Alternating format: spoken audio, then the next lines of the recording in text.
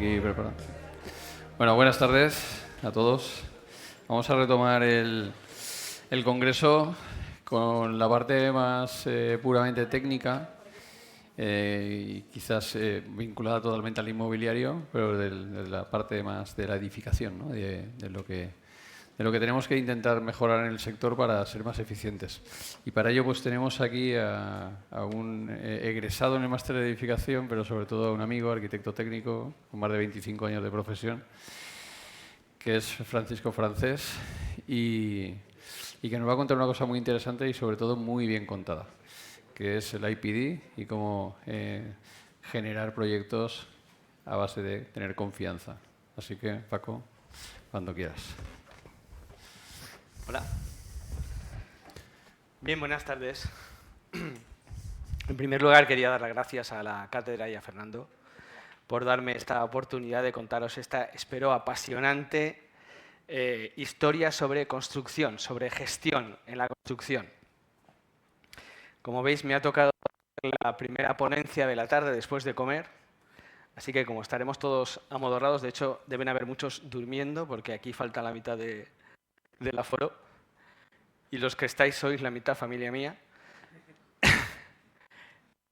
Pues había pensado empezar con un titular para despertarnos, pero la verdad es que he estado esta mañana en el resto de las ponencias de la mañana y ha sido de miedo el panorama que nos han presentado nuestros colegas. Así que aún así voy a empezar con este titular para que nos despertemos, a ver qué tal y no me abuchean. El sector, me refiero al sector de la construcción, en el que trabajamos y en el que los alumnos del máster vais a trabajar, es una jaula de grillos. Es más, me atrevo a decir que es un avispero. ¿He conseguido vuestra atención esta tarde? Yo espero que sí.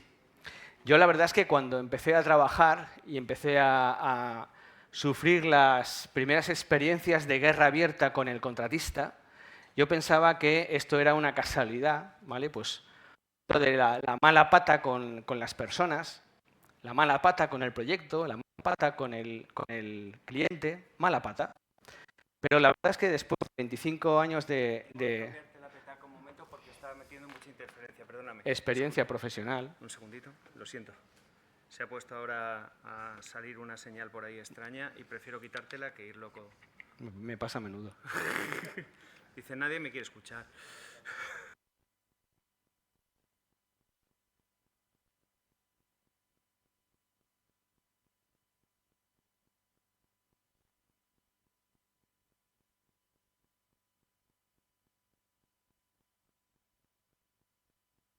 Si se te oye...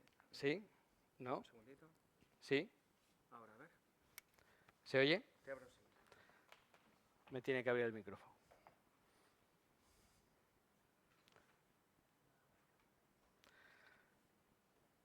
¿Sí? Bien, como decía, pensaba que esto era casualidad, pero después de 25 años de experiencia profesional, al final tuve que darme cuenta y asumir que esto era lo normal, esta batalla campal en la que trabajamos. Es más, soy consciente de que muchas personas en el sector, e insisto, hablo en el sector de la construcción, se encuentran muy a gusto en este mar de fango en el que trabajamos. Pero bueno, en estas, a mis 50 años, como ha contado Fernando, me dio por hacer un máster en mi universidad, el máster de gestión de la edificación, y para mi sorpresa, cuando no esperaba grandes cosas, me presentaron un novedoso sistema de contratación que pretendía incidir directamente en la raíz de este desencuentro. Son los contratos colaborativos o IPD, que supongo que muchos sabréis de lo que hablo. Yo, la verdad es que me quedé de plástico cuando me contaron este sistema, ¿no? ¿Cómo es esto posible? ¿Alguien de verdad ha dado en el clavo? ¿Se puede hacer? ¿Se puede disfrutar en esta profesión? Bien, parece que he empezado un poco así dramático, pero es justo lo que quiero. Quiero denunciar, es fundamental denunciar el desastroso paradigma en el que trabajamos, porque como a continuación os contaré, hubo un tiempo en el que el paradigma era otro. Uno en el que lo natural era la colaboración de unos con otros. Un tiempo en que el éxito era de todos porque todos compartían objetivos comunes. Hubo un tiempo en que las catedrales eran blancas y las obras transparentes. Bien, entonces, ¿dónde estamos en el sector? Pues evidentemente estamos en la era de los prodigios, ¿verdad? Algunos no hemos asimilado aún la construcción o la industria 4.0 y ya se habla de la 5.0 y de lo que va a hacer la inteligencia, que lo va a cambiar todo. Bien, entonces estamos mejor que antes, ¿no? Vamos avanzando. Esta es una gráfica, no hace falta que la veáis entera, pero es una gráfica de los acontecimientos más relevantes que han afectado a la industria, en específico a la construcción, en los últimos 140 años. Si nos fijamos, en los últimos 70 se han dado dos revoluciones que son especialmente determinantes para el desarrollo de la industria, como son el surgimiento de la moderna ciencia de la gestión de proyectos y el desarrollo de la tecnología informática. Desde la invención de la máquina de vapor, nunca antes se habían dado revoluciones tan extraordinarias en el sector. De hecho, los datos demuestran esta revolución sobre la misma escala temporal.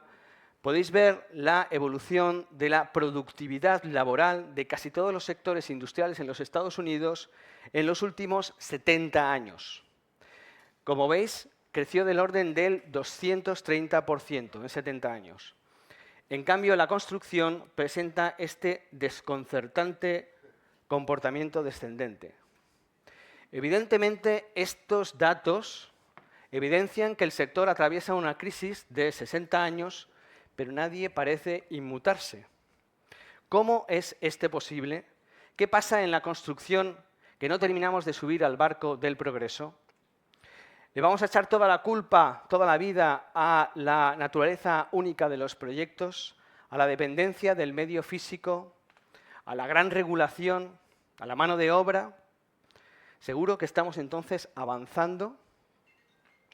Me vais a permitir que ilustre este panorama con el famoso cuadro de Géricault de 1819, La balsa de la Medusa. El drama sobre esta balsa es evidente, cada uno mirando por su interés, unos esperanzados, otros derrotados, sin comida y con el viento soplando en la dirección contraria a la salvación. Esta escena, que es evidentemente dramática y desalentadora, me temo que en realidad ilustra muy bien la familiar sensación que muchos tenemos en el sector cuando pensamos en cómo nos relacionamos entre los distintos actores. ¿Cómo va a mejorar la productividad sobre esa balsa? ¿Vamos a seguir subiendo nuevos marineros a la misma balsa? ¿Ahora BIM? Para parte de la balsa en Revit, otros en IFC, otros en PDF. Lean para la mitad de la balsa, para la otra mitad no. Industrialización. Por supuesto que la industrialización es la clave, pero industrializar no es solo hacer cosas fuera de la obra para que el de la grúa gane una pasta. Industrializar es la necesidad del sector, es industrializar de forma profunda todo el sistema en el sector. Nos imaginamos diseñar, fabricar y vender un coche sobre esta balsa con este panorama. Y lo peor es que el dueño de la balsa, el responsable de aquel desastre, parece no ser consciente de lo que pasa. En el cuadro de la Medusa, el dueño y responsable de aquel desastre fue el nuevo rey, Luis XVIII, que Géricault dejó sutilmente representado por los maderos desvencijados de la balsa, hechos de la propia madera de la fragata francesa propiedad del rey. En nuestro sector, por supuesto, el dueño de la balsa, el que paga la fiesta, es la propiedad. ¿Sabe que su dinero navega sobre esta balsa? Y si lo sabe o lo sospecha, ¿puede hacer algo? Pero llegados a este punto, debemos preguntarnos si esto ha sido siempre así. Según el habitual relato lineal de la historia de la gestión de proyectos, parece ser que los proyectos eran cada vez más complejos y grandes y que llegó un momento en que eran inabordables y entonces en los años 60 el ejército americano inventó el PER y luego hicieron misiles y después llegaron las competencias, las matrices de responsabilidad y todo lo demás y ahora sí sabemos por fin gestionar proyectos, pero sobre esa balsa. Pero si la ciencia de la gestión de proyectos empezó a desarrollarse, como hemos dicho, en los años 60, ¿cómo se hicieron antes las grandes obras de la historia? Alguno dirá que claro, que con presupuestos ilimitados, con plazos infinitos y si hacía falta con esclavos. Pero, ¿y si el relato no fuera tan lineal y progresivo como pensamos? ¿Y si lo que hoy llamamos contratación tradicional en realidad fuera un invento moderno y la verdadera tradición la hubiéramos perdido de vista? Cuando hablamos de grandes proyectos, uno de los que suele salir como ejemplo de éxito es el Empire State de Manhattan. El otro, por contraste, puede ser la Torre de Babel. Entre los dos se enmarcaría la problemática de la construcción actual. O nos entendemos y hacemos grandes cosas juntos, o no nos entendemos y no hacemos nada por separado. Pero, como decía, si la moderna ciencia de la gestión de proyectos empezó a desarrollarse en los años 60, ¿de dónde sale el Empire State 30 años antes? ¿Es un caso excepcional o no lo es tanto? Sin gestión de proyectos, ¿qué explicación le podemos aplicar? ¿La del presupuesto descontrolado? ¿El plazo infinito? ¿Quizá los esclavos? Bien, pues ninguna de estas premisas encaja con el caso. Hay información sobrada que demuestra el altísimo nivel de cumplimiento de los objetivos en este proyecto. Os voy a contar un dato que a mí me estremece especialmente, y es que en 6 meses se levantaron 67.000 toneladas de acero hasta llegar al piso 86.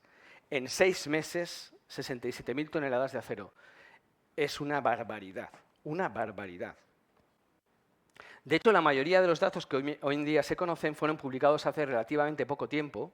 En el 98, Carol Willis publica el libro Building the Empire State, y aunque ya existían muchos libros relacionados con el Empire State, este es excepcional porque reproduce un carpesano original y casi perdido de los propios constructores, que es un documento exquisitamente editado con todo tipo de datos de la obra. Procesos constructivos, mediciones, costes, fotografías, nombres, fechas. Pero lo que en este material encontramos es, sobre todo, que las personas que lo editaron y que de hecho construyeron el edificio no eran gente común. Además del extraordinario derroche de ingenio constructivo, llama poderosamente la atención el altísimo nivel de implicación y compromiso del contratista con proyectistas y propiedad. Insisto, hay que preguntarse si esto salió de la nada. ¿Fue tan solo un caso extraordinario? ¿Quiénes fueron los hombres que construyeron el Empire State?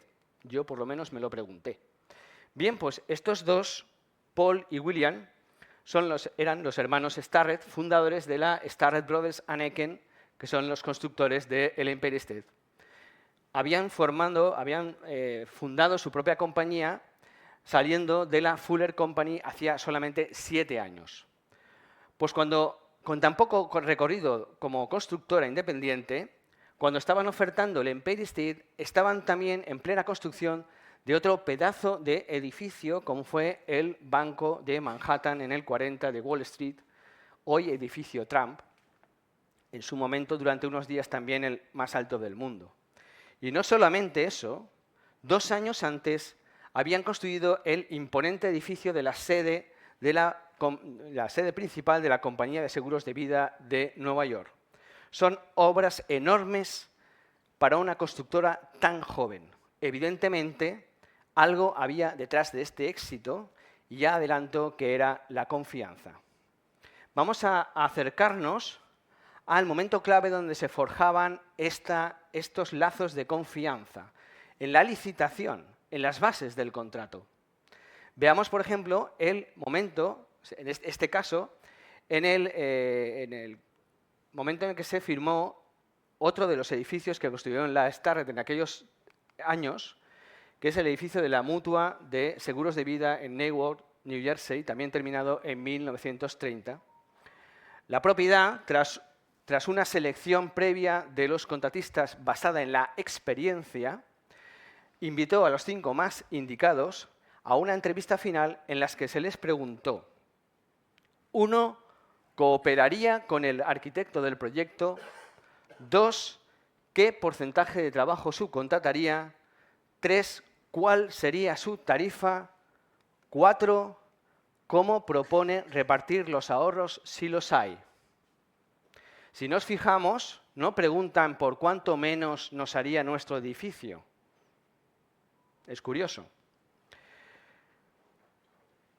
No sé si habéis oído hablar de los contratos colaborativos IPD que he mencionado al principio.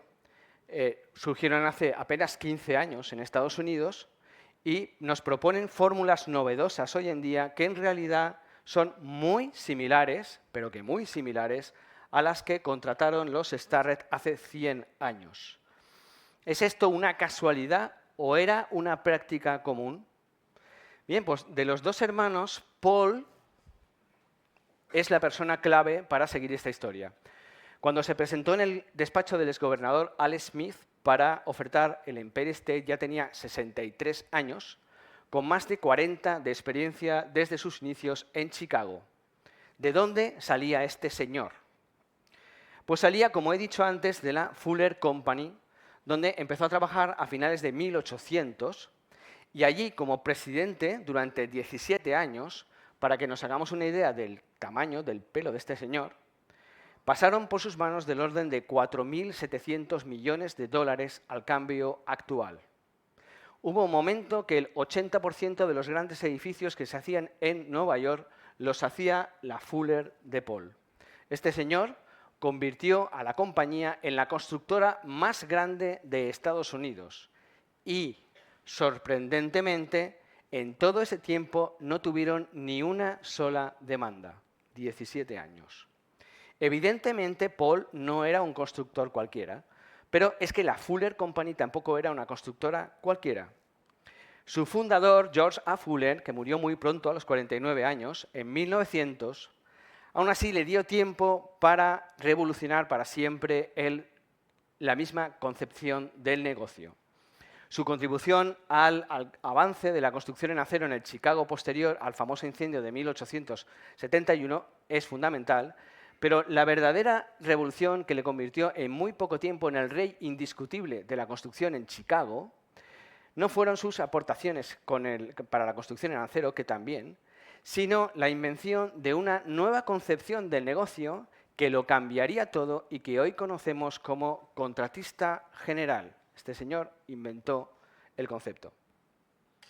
Hasta ese momento, las obras se contrataban por lo que hoy conocemos como minilotes. Prácticamente cada oficio se contrataba por separado, uno por uno.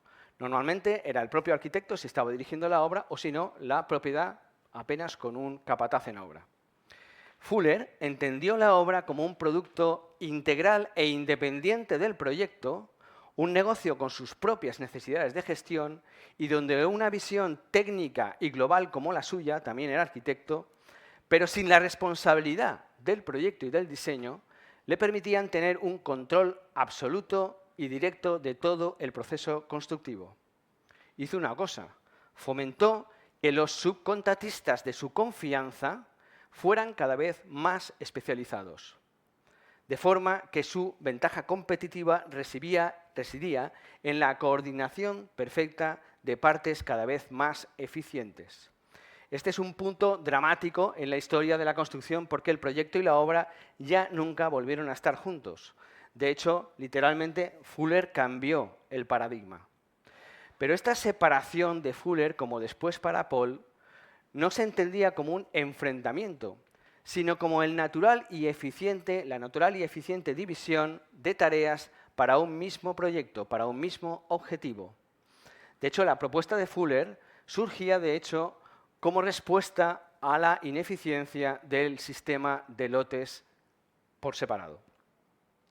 De hecho, el sector tardó mucho en reaccionar y las fórmulas de contratación por lotes no cambiaron en mucho tiempo, lo que permitió a Fuller ser cada vez más eficiente y confiable, llevándose uno tras otro todos los lotes en los que participaba. Por eso se hizo rico. Pero, aún con todo, había una cosa que se mantenía inmutable en el tiempo.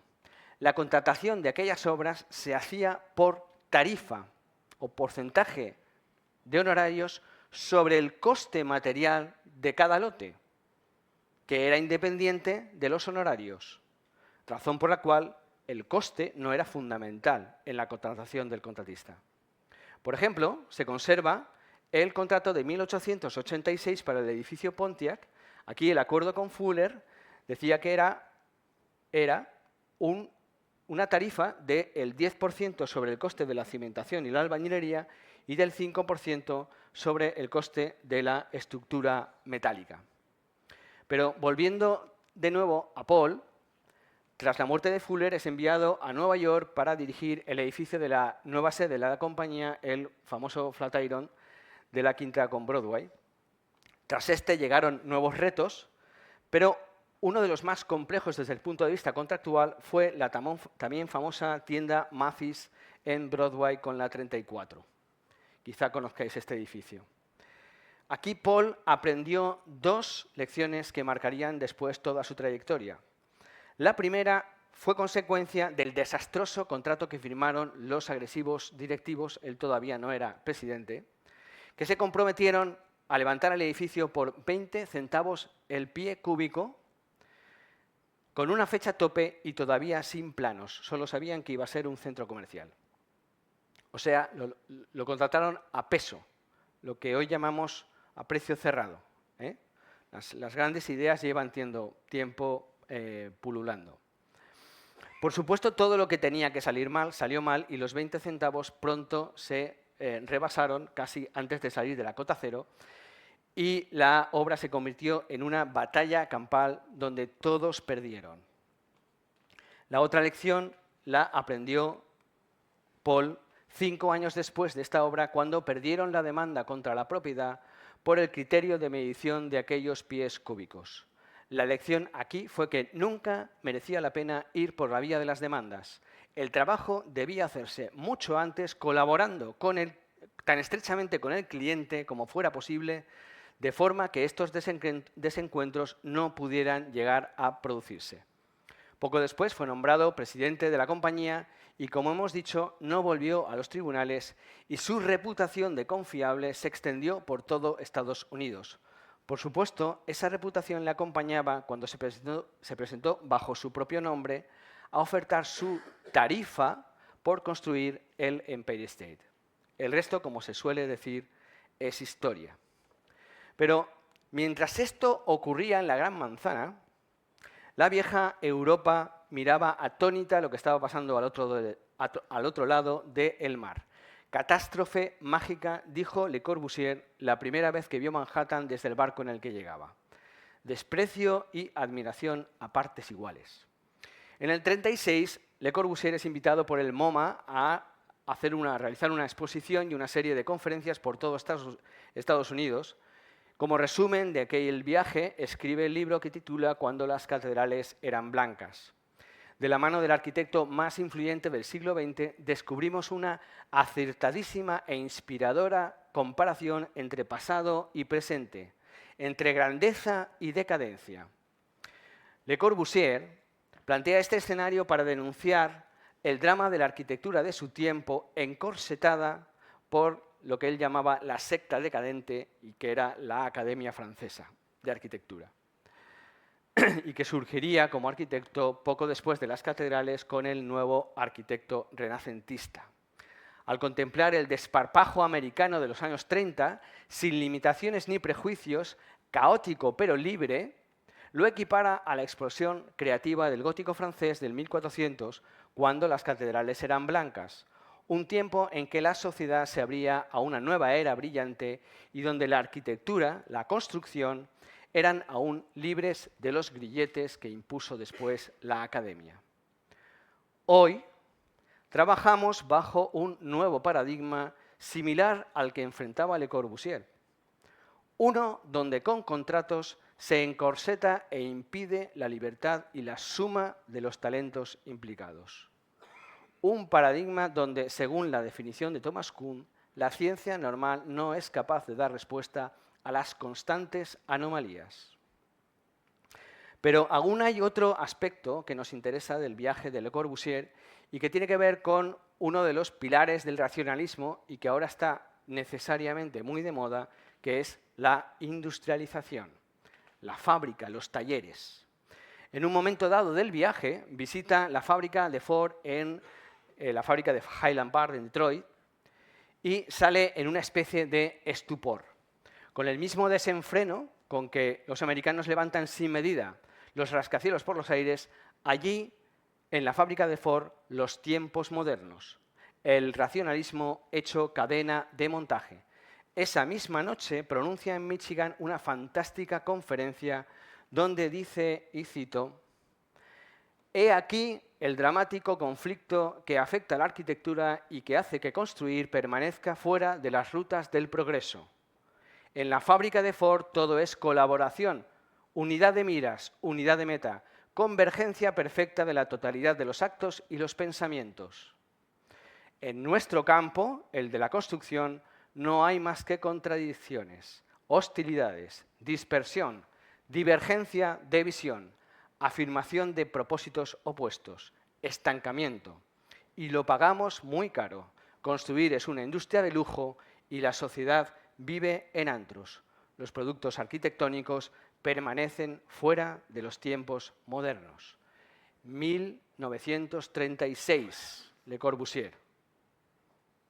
Esto es para enmarcarlo.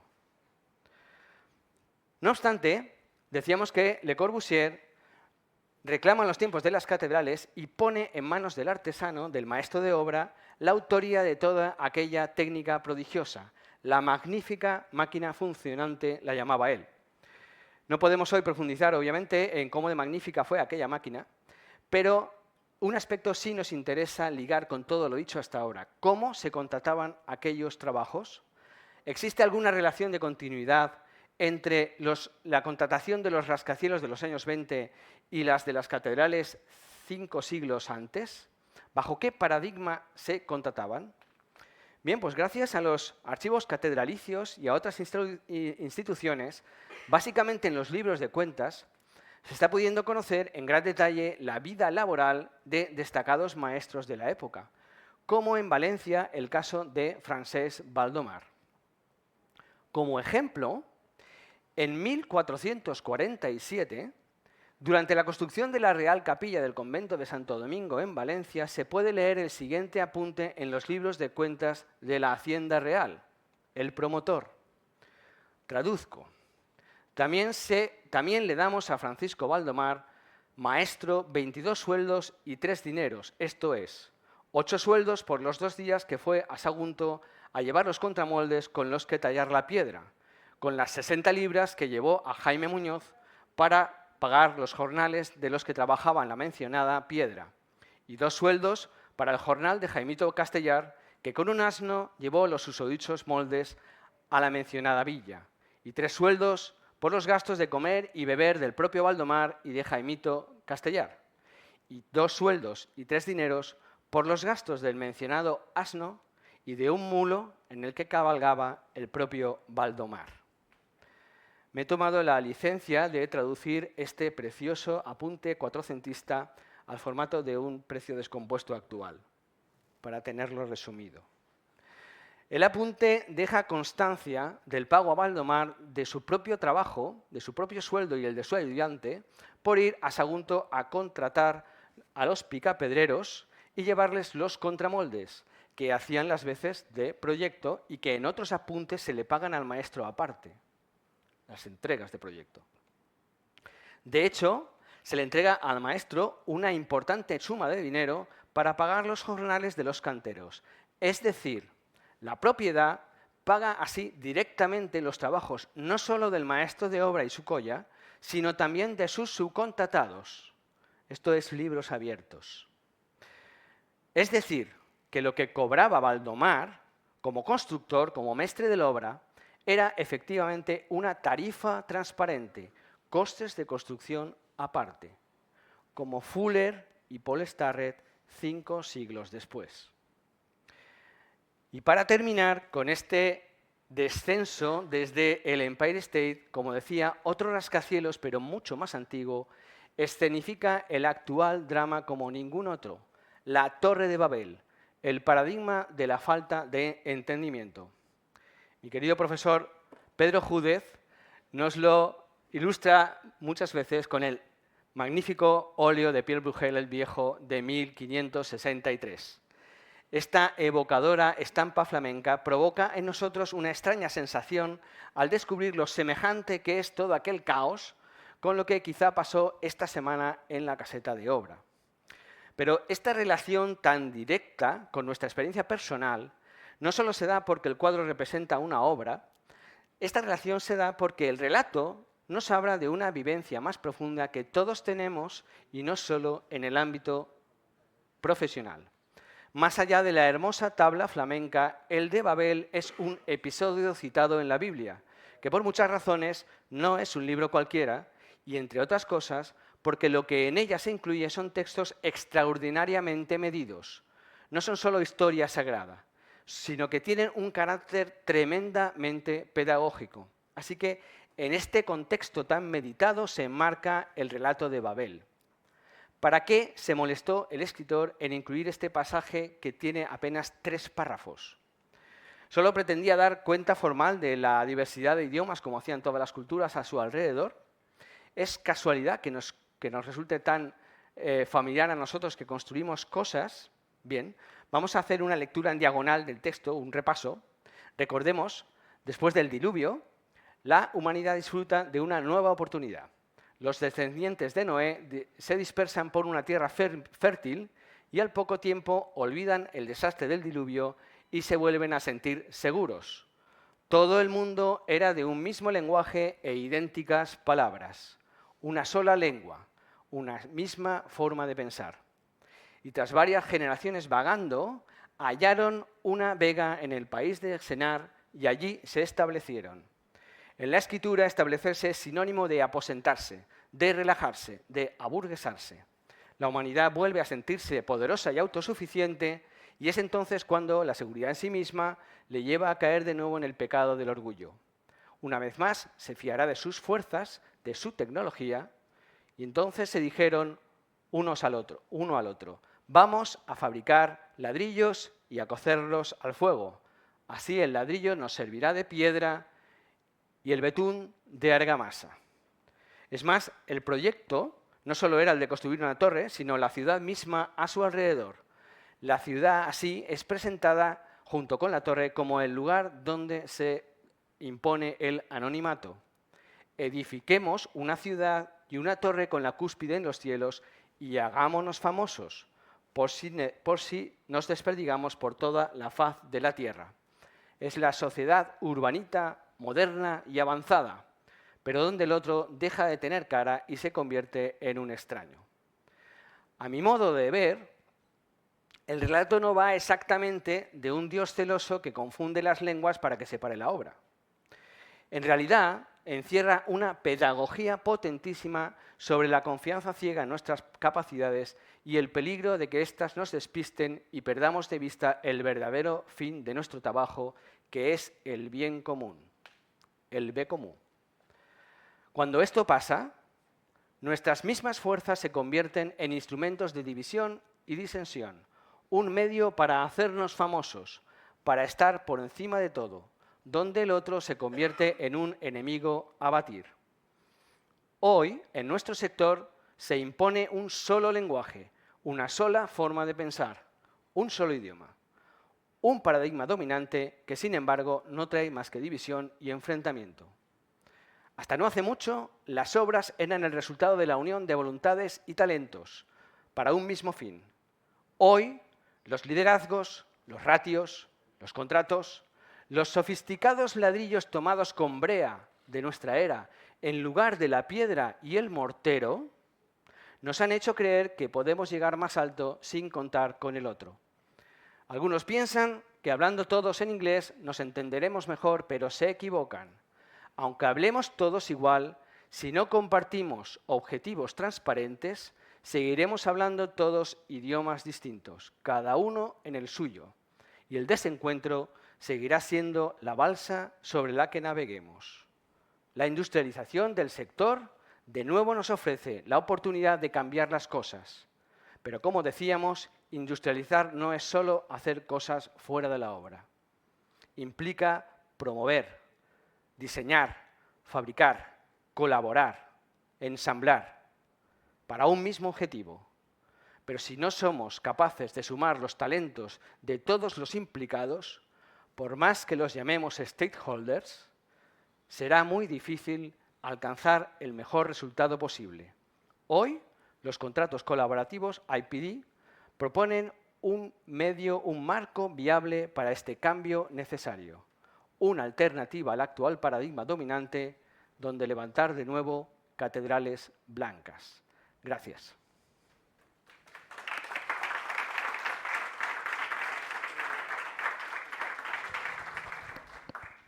Me quedaba. Hola. Si tenéis alguna pregunta, y si no me escondo.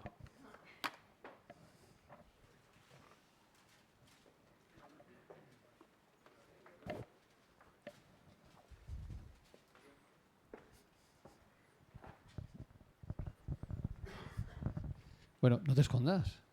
¿Nadie va a preguntar nada? ¿Ni por allí? Ah, eso sí. Por favor. Ya voy yo con el micro. ¿Quieres? Buenas tardes. Me genera la duda de, curiosamente venimos bajo una modalidad de contratación donde cada quien avala por lo suyo. Dentro de la experiencia, me imagino que ya has tenido implementando todo lo que son los contratos de IPD, pues qué estrategias pueden ser una buena recomendación para empezar también a hacer ese cambio cultural y esa implementación de un trabajo en equipo donde todos avalamos por un objetivo. Entonces creo que si nos pudieras, digamos, como retroalimentar un poco de esos tips buenos que de otra forma sirven para implementarlos al momento de ya desarrollar un proyecto, te agradecería. Este es un camino largo que estamos emprendiendo muchos que creemos en esta nueva fórmula, en este camino.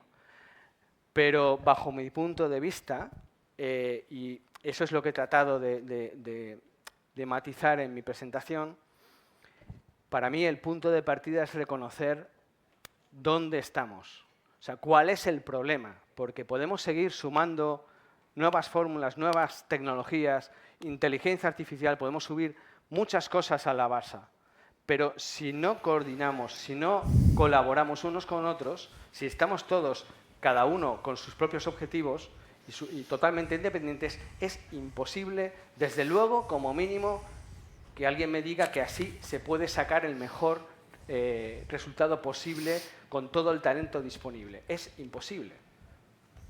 Entonces, para mí, lo más importante es ser consciente de que por donde vamos, no vamos bien y hay que cambiar.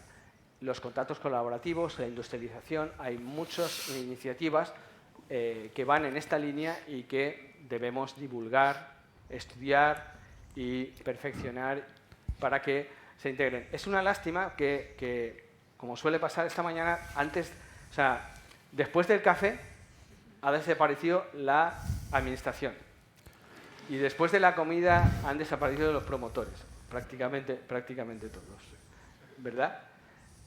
Bien, pues la administración y los promotores son los que tienen que oír esto. La administración y los promotores son los que tienen que mirar la balsa y decir, por más cosas que subamos ahí encima, es que vamos en esa balsa. La industria del automóvil no va en esa balsa. Es imposible hacer las cosas como las hace la industria manufacturera trabajando así. También subcontratan, también tienen contratos agresivos, también tienen competencia, etcétera, etcétera. Pero no sé por qué nosotros nos dedicamos a pelearnos unos contra otros. No sé si he contestado más o menos. Un micro por aquí.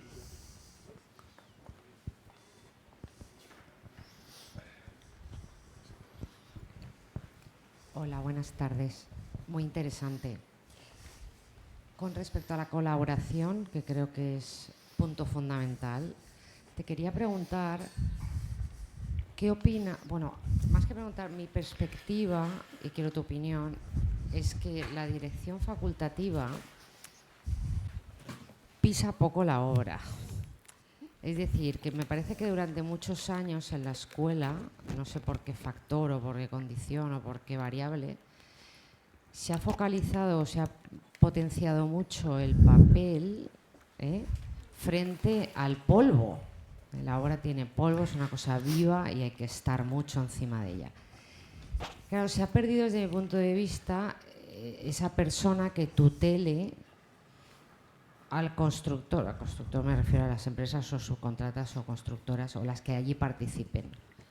Tanto el director, porque una cosa es el proyectista y otra cosa es obviamente el director ejecutivo de la obra. Pero al final en la escuela también hay que trasladar que el proyecto es muy importante, pero tanto o más o igual que la dirección ejecutiva de la obra.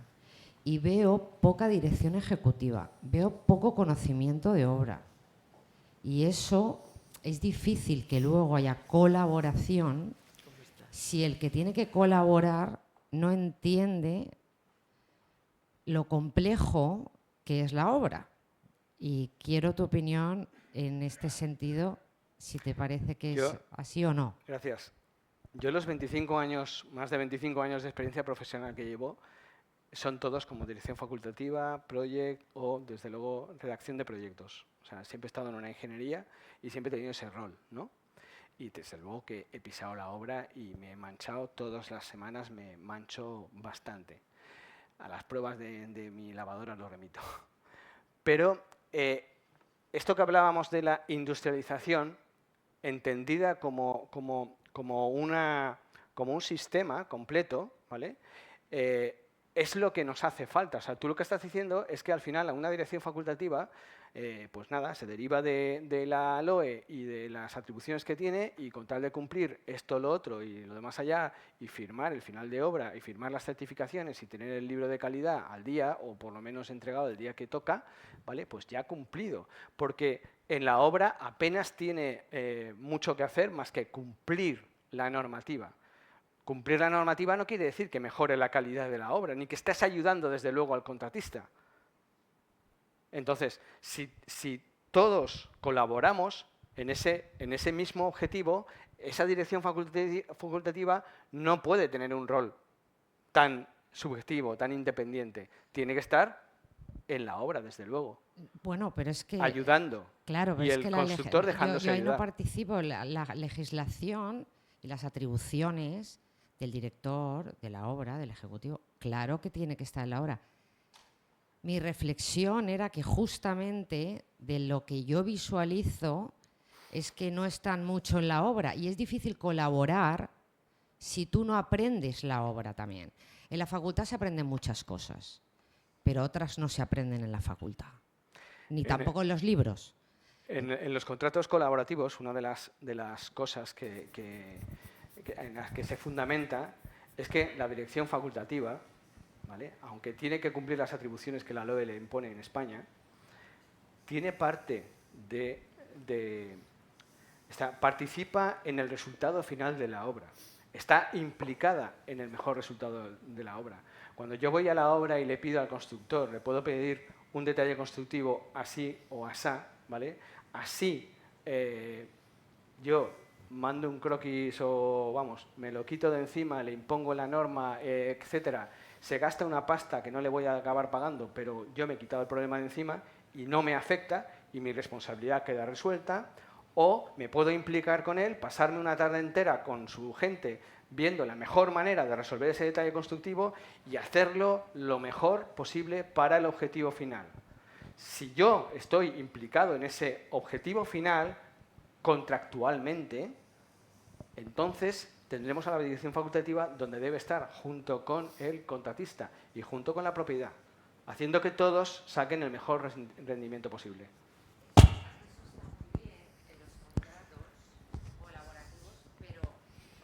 Pero no se hace. No, éticamente no haría ni siquiera falta que estuviese eso por escrito. Uno como profesional tiene que hacer eso que tú estás diciendo. No porque esté en un contrato, sino porque Sí. su obligación como profesional responsable es dar ese croquis al constructor o llamarle la atención y decirle, esto que has replanteado no está bien, este tabique no está bien, esto no está bien. Ya quisiera yo. A ver, esto no es una crítica, es simplemente una reflexión, porque me parece que en la escuela debéis hacer un poquito de esfuerzo por llevaros a los alumnos a las obras. Que me consta que ya se hace, pero creo que es más importante, que tenéis que darle un poco más de importancia, porque al final hay mucha burocracia. Desgraciadamente las administraciones lo han puesto muy complicado para los profesionales, en este caso los arquitectos, pero también creo que la colaboración pasa por entender lo complejo que es. Y cuando uno no entiende la complejidad, es difícil que se colabore. Y con esto acabo, perdón. Bueno, ¿me permites? Sí, Tengo el doble pecado, soy arquitecto técnico y arquitecto. Entonces, tiene razón en que realmente en la obra, si no se está en el control, en la dirección de obra por parte del arquitecto y en la dirección de la ejecución de la obra por parte del arquitecto técnico, la obra se resiente. Desgraciadamente, debería ser como tú dices, pero entonces no existirían las cárceles, por ejemplo, ¿no? Porque todos seríamos buenos. Quiero decir que hay gente en todos los sectores que hace unas cosas mejor o peor. En cuanto a la formación, por eso levanto la mano así en broma. En la escuela de edificación, en el grado de arquitectura técnica, para que te hagas idea de la importancia que tiene la visita a obra, eliminamos un día de docencia en aula para que fuera un día de docencia en obra. Y los lunes no hay clases, solo hay clases martes, miércoles, jueves y viernes. Mis compañeros al principio me odiaban porque eso hizo que tuviéramos muy apretado el horario de 8 a 9 de la noche y ha requerido un esfuerzo muy importante del cuerpo docente, pero el lunes nos ha permitido ir a ver empresas de prefabricación, de preindustrialización, a ir a visitar la obra, a mancharse y lógicamente han percibido eso. Fíjate, si algo se nos podemos echar en cara a nuestra carrera, la carrera del grado en arquitectura técnica, es que focalizamos demasiado en obra, ¿sabes? Y hay toda una parte de gestión que se nos pierde. Pero efectivamente, en la escuela de arquitectura, que me consta que también lo están intentando, también debería ser importante.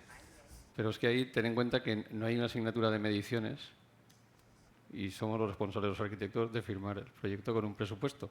Pero nadie te dice cómo se hace, ¿no? Y ya no hablo de asignaturas como organización, que tampoco existe, ¿no? Pero realmente es verdad, o sea, tenemos que estar ahí. Y lo bueno de este sistema es que están vinculados tus honorarios a eso. Y entonces dices, bueno, ¿cuánto me cuesta el despacho? Eso es lo que cuesta. ¿Y cuándo voy a ganar? Pues en función de cómo nos vaya a todos, ¿no? Parece muy valiente. Y muchas gracias por la intervención, desde luego. Y ya que me ha amenazado, me ha dicho, a mí dame 45 minutos. Bueno, pues aquí los tienes. Oye, que muchísimas gracias, ha sido un placer.